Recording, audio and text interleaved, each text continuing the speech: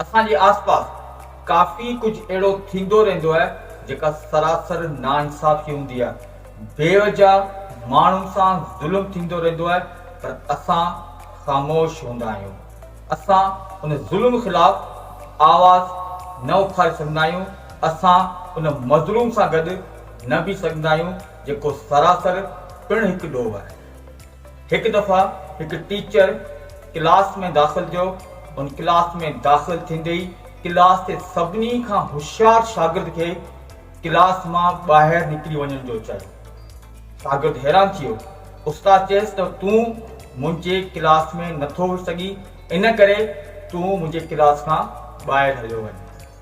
जंहिं ते सभु शागिर्द हैरान थी विया, पर चुप रहिया।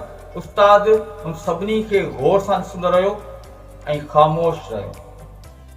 टीचर अचानक सवाल कयो त कानून छा आहे, कानून जी माना छा आहे? कानून जी माना इंसाफ़ आहे।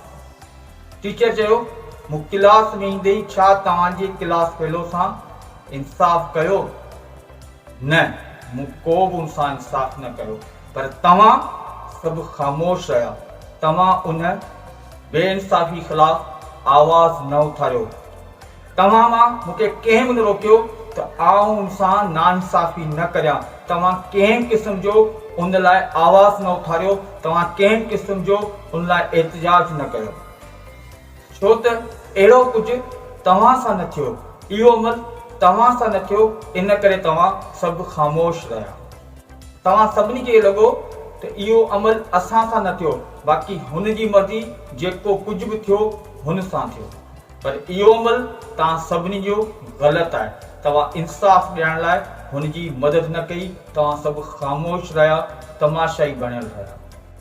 अॼु जेको तव्हां कयो आहे, तव्हां इंसाफ़ लाइ आवाज़ न उथारियो आहे, इहो साॻियो कमु सुभाणे तव्हां सां थींदो। उन वक़्तु तव्हां सां गॾु केर बि बीठल न हूंदो। सचाई ऐं इंसाफ़ असांजे ज़रिए ज़िंदा आहे, जंहिं लाइ असांखे विढ़णो पवंदो ऐं विढ़ण बि खपे। हूअं त ज़िंदगी में असां सभु गॾु हूंदा आहियूं, पर मुश्किल वक़्त में असां हिकु ॿिए जो साथ न ॾींदा आहियूं।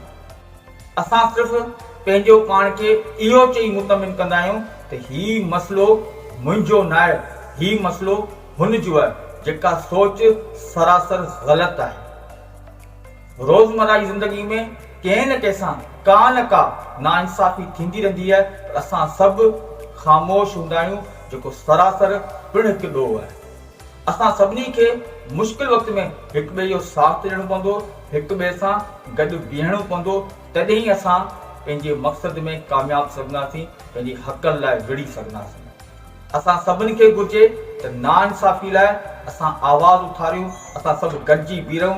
असां जंहिंसां नाइंसाफ़ी थिए थी उन जो साथ ॾियूं, उन लाइ इंसाफ़ जी घुर करियूं, इंसाफ़ लाइ आवाज़ उथारियूं, त असांजो मुआशिरो बहितरीनु मुआशिरो थी वेंदो।